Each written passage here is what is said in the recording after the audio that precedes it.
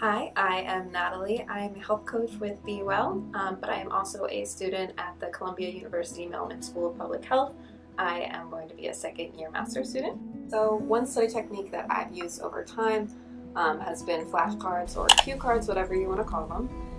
They're really helpful for when you have to memorize certain things. I really used them when it came to Spanish class, Italian class, and Zulu class, but also things like history or I remember they really helped me in bio. It's just anytime that you kind of have to do things with like rote memorization, and it's not necessarily something like English where you have to, analyze and interpret. It's more just like we need to get things memorized in your head for when you have to write out definitions for an exam. What I use usually is Quizlet.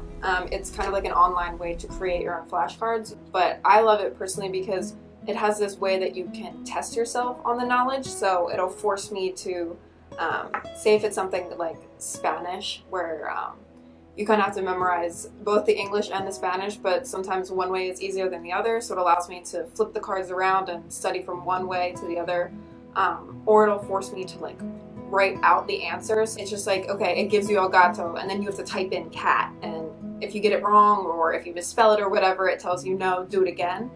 So that was really helpful in learning another language because it's sometimes hard to pull it from either Spanish to English or English to Spanish. If you can't use a computer or can't access it easily, there's always the old-fashioned way of going with regular flashcards or index cards. Very simple, you probably already know this, but writing it in, well, I'm talking about Spanish right now, but writing in Spanish on one side and then writing it in English on the other, and then going through and making sure that you know them both ways.